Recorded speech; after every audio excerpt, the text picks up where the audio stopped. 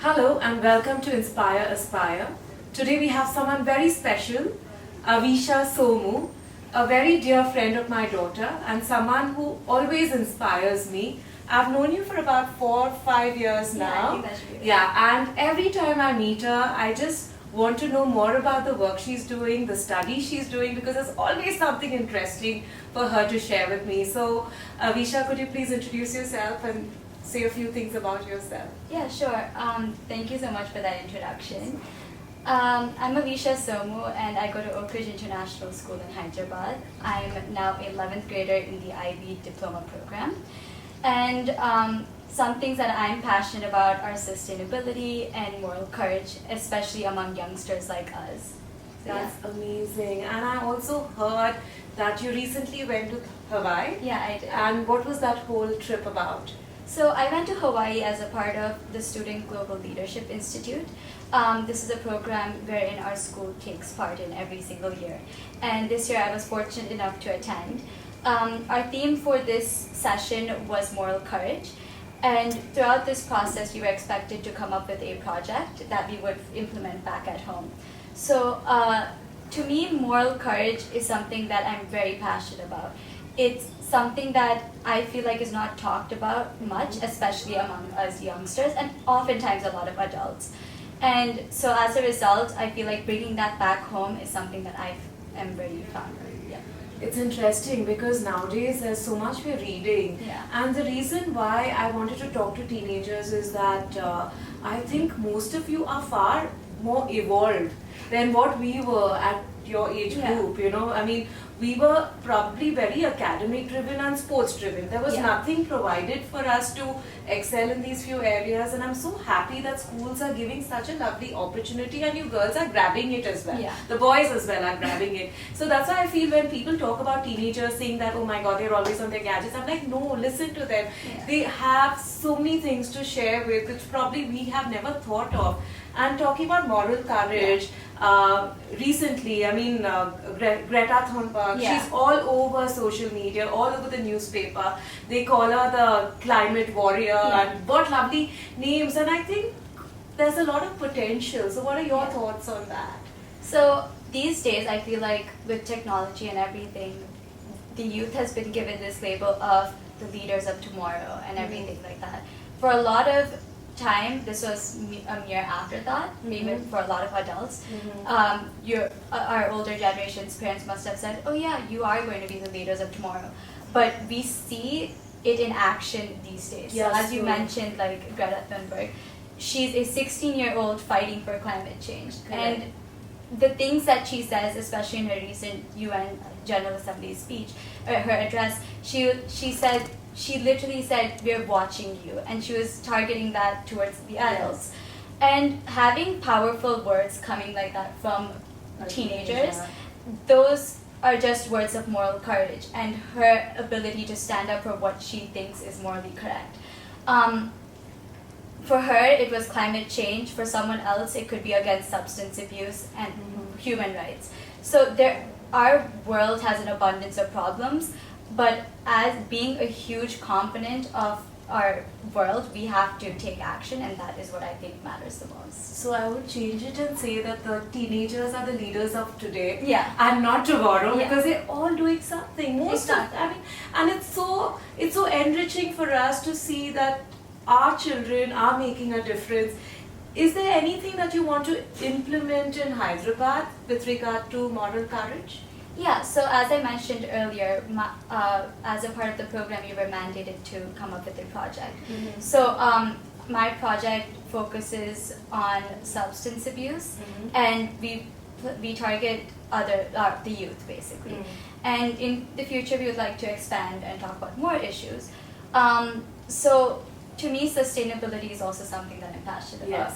and the ability to meet today's needs without compromising the needs of the future. That's something I think all of us should inculcate in our lifestyles, whether it be environmental, political, or cultural. So that in combination with moral courage is something that I strive for. So something that I have recognized in my school community would definitely be peer pressure and influence.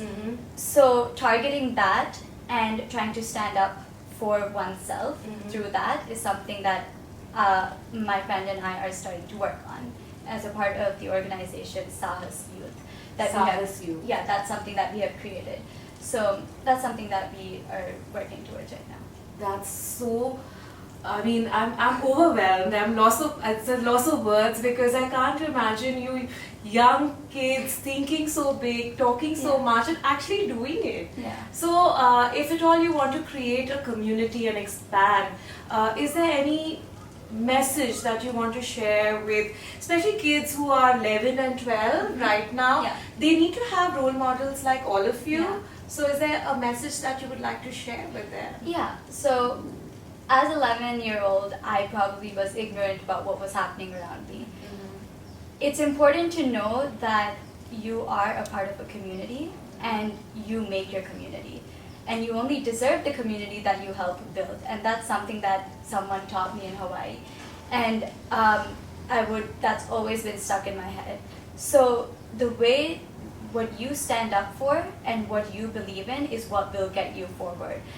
Trying to follow someone will only take you so far, but being yourself and standing up for what you believe in will take you miles away. That's lovely. Yeah. And what are your plans in terms of, what are your areas of interest in terms of academics? Right now, I love history and I also love math. Those are two polar subjects. But I'm finding a middle ground in economics. Okay. So that's something that I'm really interested in. Actuarial sciences is something that I may want to pursue. So yeah, that's pretty much it. And I just like the way your school encourages so many things. And I really like the IB program because it makes you do so many different things. Can you share some more various other things that you're expected to do as an IB, as part of the IB curriculum? Yeah, definitely. So IB is very student driven and concept driven. So while you're expected to meet the certain requirements academically, like any other curriculum, there are other aspects on the core curriculum such as creativity, activity, and service, or your extended essay, which is basically a research paper that you write, and all of these things that make you truly discover who you are. IB it has this repertoire of being very strenuous and rigorous, but it's those things that make you realize what you want to do. Yes. And I think it's something that's been helping me because I haven't done anything but IB. So yes, I might be a little biased towards it, but it's definitely made me more open-minded and more internationally minded. And I think the curriculum that, it's so important for us to have this kind of an overall education which trains our mind and trains us for the future.